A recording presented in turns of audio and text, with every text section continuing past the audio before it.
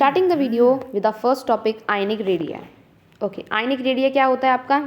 Inter ionic distance, that is जो आपका negative charge है और जो पॉजिटिव चार्ज है उनके बीच का डिस्टेंस आयनिक रेडिया होता है। नॉर्मल सी चीज़ है। तो आपका यहाँ पर है आपका सोडियम, यहाँ पर है आपका क्लोरीन, ये है पॉजिटिव चार्ज, ये है नेगेटिव चार्ज, इनके बीच का डिस्टेंस क्या हो गया? ये पूरा एक इंटर आयनिक डिस्टेंस। ठीक है। Pairs of ions having the same electron configuration known as isoelectronic pair, मतलब वो आयंस के पेयर जिनके पास सेम इलेक्ट्रॉनिक कन्फिगरेशन होता है उनको हम क्या कहते हैं? आइसो इलेक्ट्रॉनिक पेयर्स कहते हैं। एटम की रेडिया जो होता है वो इन्वर्सली प्रोपोर्शनल होता है इफेक्टिव न्यूक्लियर चार्ज के, मैंने ऑलरेडी आपको ये बता रखा है। तो इस बेस पे हमारा क्या एक वो निकल जाती है, एक एक्सप्रेशन निकल जाता है।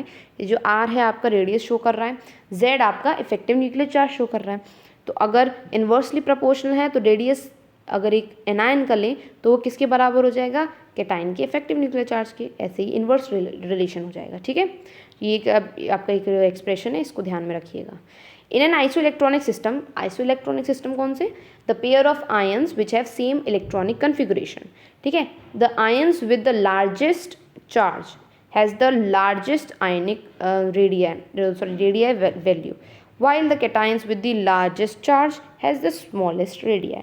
मतलब कि आइसो इलेक्ट्रॉनिक सिस्टम में अगर किसी आयन के पास ज़्यादा चार्ज है तो उसका जो साइज़ होगा वो उतना ही बड़ा होगा, लेकिन कैटायन का अगर चार्ज ज़्यादा है तो उसका साइज़ उतना ही छोटा होगा।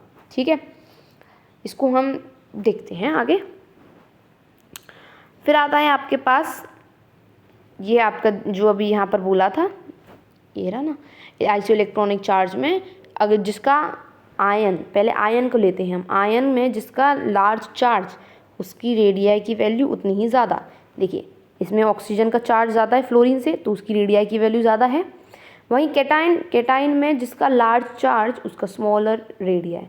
तो देखिए इसमें लार्ज चार्ज किसका है? एल्यूमिनियम का, उतना ही छोटा उसका रेडिया है।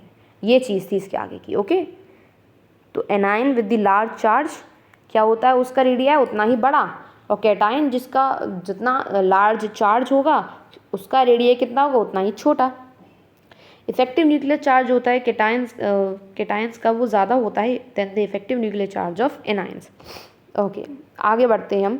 Coordination number, this is Cn is the coordination number. It is the greatest number of oppositely charged ions surrounding a particular ion, मतलब एक पर्टिकुलर आयन के अराउंड कितने ऑपोजिटली चार्ज आयंस हैं तो उसको हम क्या कहेंगे?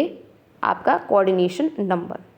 अब ये आपका क्या होता है? RA/RB, मतलब कि radius of a cation to a radius of anion, वो आपका हो जाता है limiting value of radius ratio. ठीक है, limiting value of radius ratio. इसी की हेल्प से हम ज्योमेट्री पता कर पाते हैं कि एक कंपाउंड की ज्योमेट्री क्या हो सकती है। ठीक है, ये RA/RB समझ में आगे क्या होता है? The radius of cation to the radius of anion. अब इसके बेस पे अगर हम देखें, अगर इसका रेशो 0.155 से लेके 0.225 के बीच में आता है तो वो एक ट्रायंगुलर ज्योमेट्री होगी, ट्रायंगुलर प्लेनर। ठीक है, अगर 0.225 से लेके 0.414 के बीच में आता है तो वो टेट्राहेड्रल होगी। अगर 0.414 से लेके 0.732 के बीच में आ रहा है तो वो octahedral, and the last one is 0.732 से लेके 1 के बीच में आ रहा है तो वो क्यूबिक।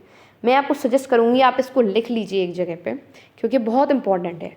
ठीक है, ये और इसके कुछ एग्जाम्पल्स भी दे रखे हैं। अगर आपको ये चीज़ याद ना हो तो आप इनको ऐसे करके याद कर सकते हैं, जैसे कि B और N, मतलब बोरॉन और नाइट्रोजन दोनों के कितनी कितनी चार्ज होते हैं? 3 ठीक है ना, तो दोनों का 3 है, तो यहाँ पर क्या होगा? ये ट्राइगोनल प्लेनर। जिंक और सल्फर के पास 2 चार्ज, जिंक के पास 2 चार्ज, तो ये क्या हो जाएगा? टेट्राहेड्रल। 1 मतलब कि दोनों के पास 1 चार्ज हो। सोडियम के पास भी पॉजिटिव चार्ज होता है 1, और नेगेटिव के पास भी 1 नेगेटिव चार्ज होता है, तो वो ऑक्टाहेड्रल में आएगा। अगर 2:1 का रेशो हो तो जैसे सीजियम और क्लोरीन तो वो क्यूबिक में आएगा। या तो आप इसको इस तरीके से याद रख सकते हैं, या तो आपको अगर लिमिटिंग वैल्यू का रेशो पता हो तो आप बहुत ही ज़्यादा अच्छी बात है, ये बहुत ज़्यादा अच्छी तरीके से याद हो जाएगा। ठीक है, हम आगे बढ़ते हैं।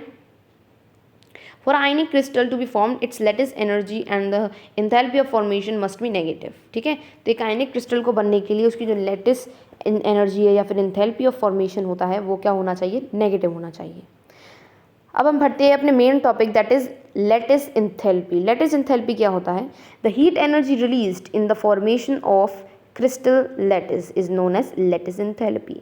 वो हीट एनर्जी जब एक क्रिस्टल बनता है, जैसे कि आपका रॉक क्रिस्टल बन रहा है रॉक सॉल्ट का, लाइक एक नमक का दाना जिसे हम कहते हैं रॉक सॉल्ट, अगर वो एक क्रिस्टल बनना है, उस क्रिस्टल को बनने में कितनी एनर्जी लगी होगी, कितनी हीट ऑफ एनर्जी लगी होगी, उसको हम कहेंगे लैटिस एनर्जी।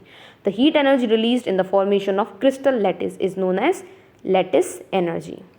आगे बढ़ते हैं। The arrangement of positive and the negative in the 3D lattice in a stabilising structure feature due to the strong electrostatic attraction. तो इसके अंदर क्या होता है? एक स्टेबलाइजिंग फीचर होता है। जैसे कि आप सपोज करिए कि ये है आपका एक NaCl क्रिस्टल, अब उसके अंदर जो पॉजिटिव और नेगेटिव चार्ज हैं वो आपस में अरेंज्ड होंगे, एक सीक्वेंस में अरेंज्ड होंगे, ठीक है।